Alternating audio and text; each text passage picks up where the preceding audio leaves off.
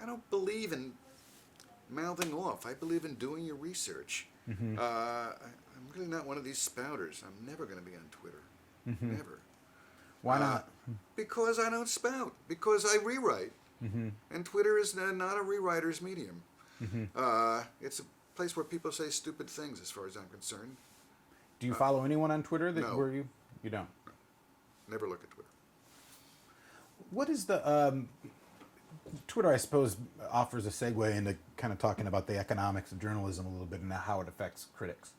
I'm ensconced at Harvard this year around a lot of conversations about business models in journalism, and you can find people who will argue, particularly if you're at the business school, who would argue that this particular period of time in journalism is a good thing. It's a good thing for journalists, it's a good thing for journalism, it's a good thing for readers. And the reason would be that... they're all in the business school, right. So yeah, but they're the ones who know. Finish. And so that their argument would be that journalists are now just being forced to give the market what it wants. What are the flaws with this argument? The people at the business school say that, huh? Really? Sure, you could find people that think really? That. They think that the market should get what it wants. Okay. No. The market should not get what it wants. No, the market exists to be fucked with, as far as I'm concerned. That's what, when I say push the envelope, when I say push the parameters, when I say pop forms are good for people, that's the market. Right? So, what do I do with the consumer good?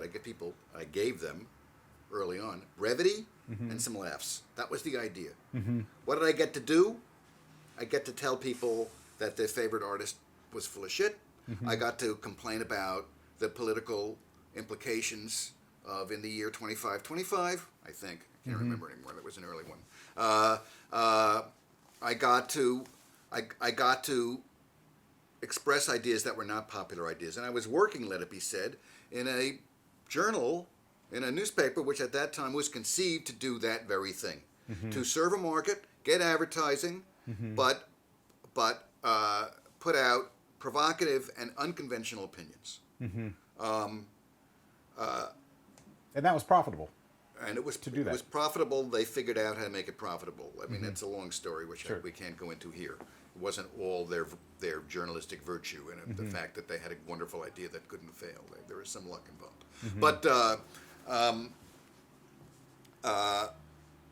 so, and moreover,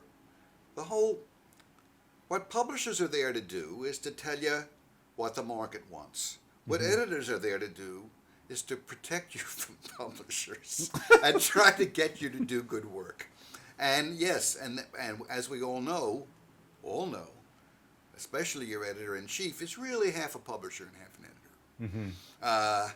Because he really has to worry about the bottom line in a way nobody else does. And then there's also the question of advertising and the limitations of basing your journalistic business model on selling advertising. That's the way the internet has really killed us.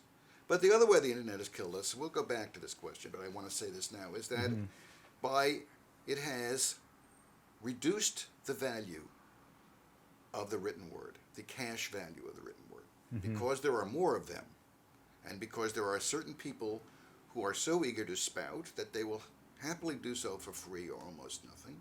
And while many of them are crap, that doesn't mean they are not going to siphon off a great many readers, critics in general. Most people who buy the newspaper do not buy it to read the movie reviews. That has never been true. It wasn't true in the heyday.